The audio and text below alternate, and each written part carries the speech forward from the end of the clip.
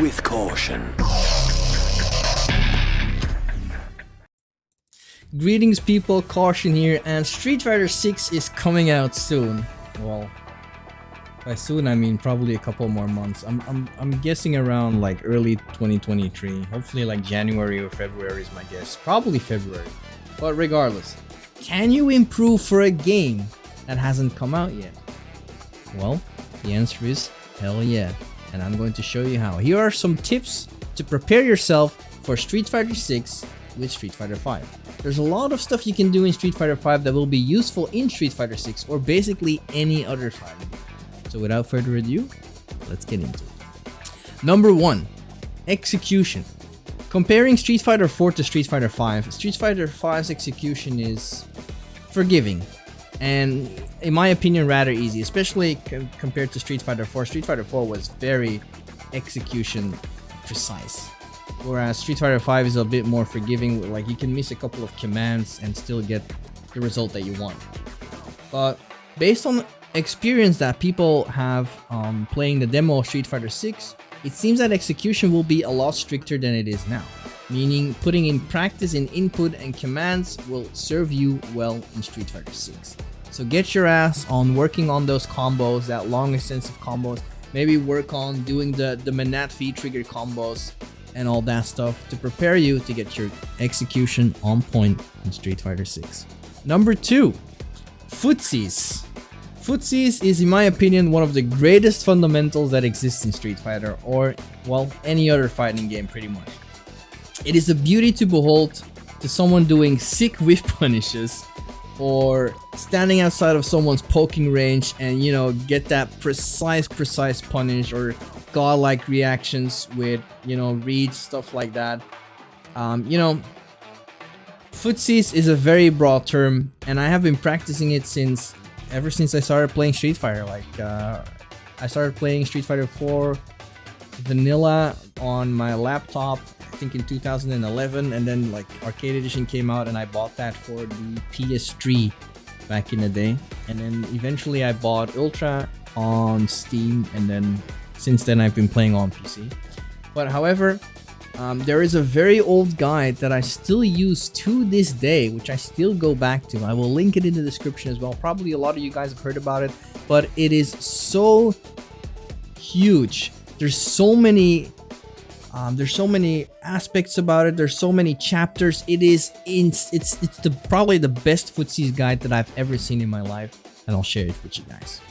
So what I have seen from Street Fighter 6 so far is that it's going to be a lot more about the neutral game than currently in Street Fighter 5, though even if I am wrong, learning Footsies will still serve you greatly in any fighting game, and especially Street Fighter 6.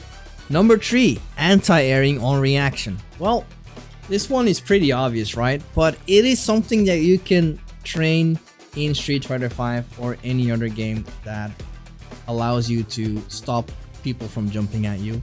And I can't stress this enough, but I see quite a lot of high-skilled players that lack solid anti-airing.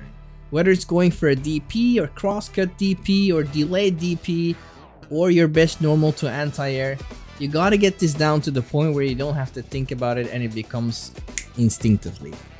And one of the best tips that I can give you is, currently you can do DP with doing down forward to down forward, and you get the same result.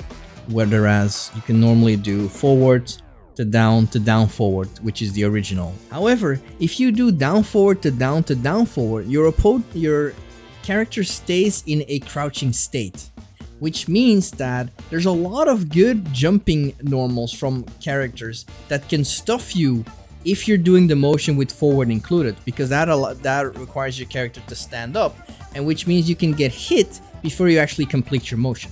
Whereas if you do down forward to down forward, your character will stay into a crouch state, giving you lots more time to get that air invincibility out of your DP. So yeah, Street Fighter 6 is not going to be different. Train those AAs, train those crosscut DPs if you're planning to use a character that has DPs, like we have Luke, Jamie, and Ryu right now already, and there probably will be a lot more. But otherwise, the opponent is going to get free pressure on you, and what I've heard so far, also from people that play the demo, it seems to be a lot easier to do crosscut DPs lately, which is a good thing compared to Street Fighter V. But if you want your game to be on point, then start practicing those anti-airs. Number 4, understanding frame data.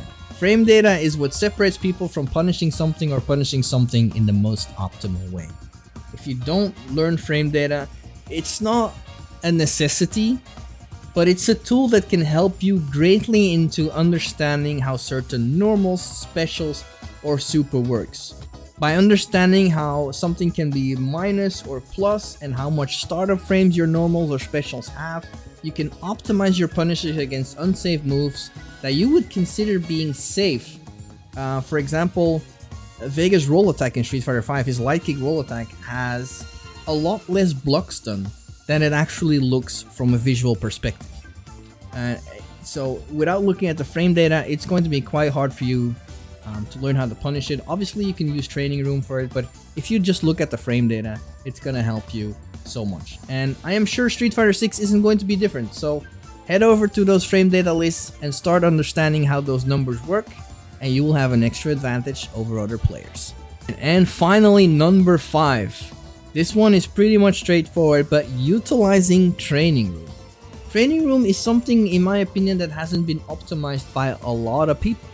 There's a lot of people that just use training room to learn some combos or figure out how what links into what or stuff like that.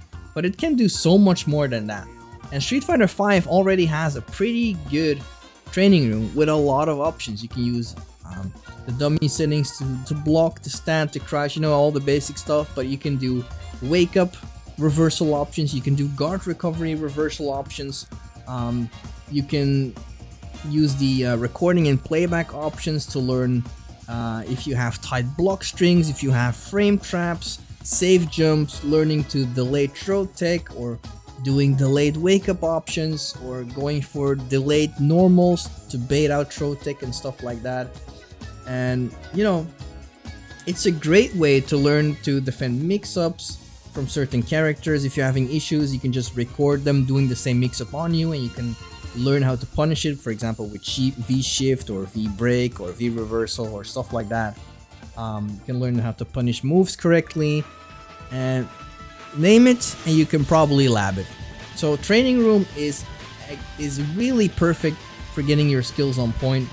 And if there's anything you're struggling with, then training room is the best way to do it. And the reason why I put this last is because all the previous points that I listed so far can actually be trained or practiced in the training room.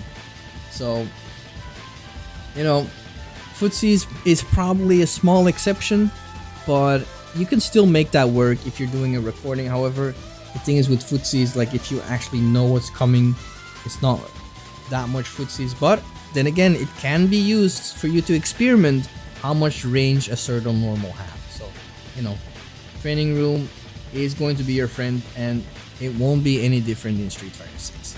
Alright, and that is all the tips you have for you guys. Obviously, there are other points that I didn't want to explain. For example, like matchup knowledge is pretty important, but then again, if the game is not out yet, that's going to be pretty hard to do. But I feel everything can be implemented in what I said about frame data and training room. Like matchup knowledge is like a part of that as well, but it doesn't really help for Street Fighter 6, just like I said. But if you have anything else, or you want to add something, or feel like I missed out on something, let me know in the comments. And if you like the video, please like it and subscribe, and I'll see you guys in the next video. Stay cautious.